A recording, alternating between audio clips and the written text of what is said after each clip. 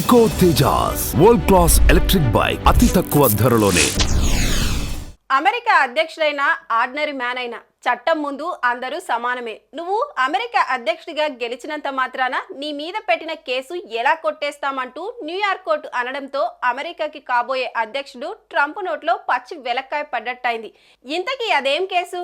కొట్టేయాలంటూ అధ్యక్షుడి రిక్వెస్ట్ ను కోర్టు ఎందుకు తోసిపుచ్చింది?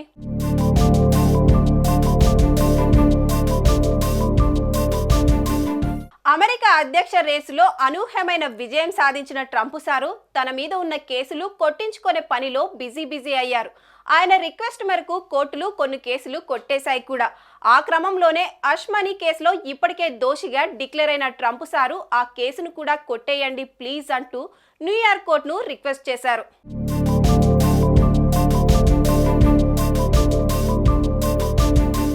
అసలు హష్ మనీ అంటే ఏంటంటే కొన్ని చట్టవిరుద్ధమైన పనులు చేసి ఆ నిజాల్ని కోర్టులో చెప్పకుండా బహిరంగంగా మాట్లాడకుండా ఉండేందుకు ఎవరైనా ఓ వ్యక్తి ఇంకొకరికి అక్రమ మార్గంలో ఆఫర్ చేసే డబ్బు లేదా ఇతర మార్గాల్లో చేసే ప్రలోభం అన్నమాట.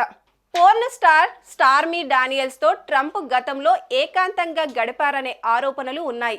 2016 అధ్యక్ష ఎన్నికల సమయంలో దీనిపై ఆమె నోరు విప్పకుండా ఉండేందుకు ట్రంప్ తన న్యాయవాది ద్వారా ఆమెకు $130,000 ఇచ్చారన్నది ఆరోపణ. మరోవైపు ఎన్నికల ప్రచారం కోసం ఉపయోగించాల్సిన ఫండ్ నుంచి ఆ మొత్తానికి స్టార్మీ డానియల్స్ కు తన న్యాయవాది ద్వారా ట్రంప్ సీక్రెట్ గా ఇచ్చేశారన్నది ప్రధానమైన అభియోగం. ఈ అభియోగం మీద ఆ పోర్న్ స్టార్ ను న్యాయస్థానం విచారించింది. నిజమే, సారుతో నేను ఏకాంతంగా గడిపా అంటూ ఆ పోర్న్ స్టార్ కూడా ఆ విషయాన్ని బయట పెట్టకుండా ఉండేందుకు తనకు పెద్ద మొత్తంలో ఆయన లాయర్ నుంచి సొమ్ము కూడా ముట్టిందంటూ చావు కబురు చల్లగా చెప్పేసింది. న్యాయమూర్తుల ముందు క్లియర్ గా ఒప్పేసుకుంది. మరో 21 మంది కూడా ట్రంప్ కు వ్యతిరేకంగా సాక్ష్యం ఇచ్చారు. ఈ సాక్ష్యాధారాలను పరిగణలోకి తీసుకున్న 12 న్యాయమూర్తుల బెంచ్ ఈ కేసులో ట్రంప్ దోషి అంటూ క్లియర్ గా తీర్పు కూడా చెప్పేసింది.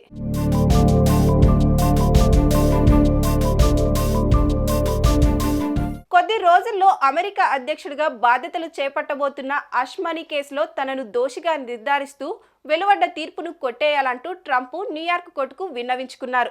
అయితే పూర్వపరాలను పూర్తిగా మరోసారి పరిశీలించిన మ్యాన్హటన్ కోర్టు న్యాయవాది జువాన్ మర్చన్ తేల్చేశారు.